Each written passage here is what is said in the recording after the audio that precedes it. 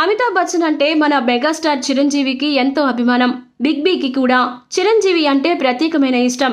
Chiru సైరాలో big be ఓ కీలక పాత్ర పోషించిన సంగతి తెలిసిందే. కరోనా టైంలో కూడా చిరంజీవి అమితాబ్ కలిసి వర్చువల్ గా ఓ షార్ట్ ఫిల్మ్ లో నటించారు.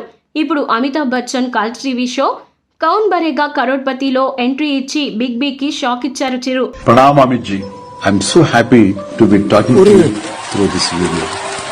Amit ji means so much to me that words fail me. A very very happy 81st birthday Amit ji. Thank you Chiranjeevi sir. Thank you sir.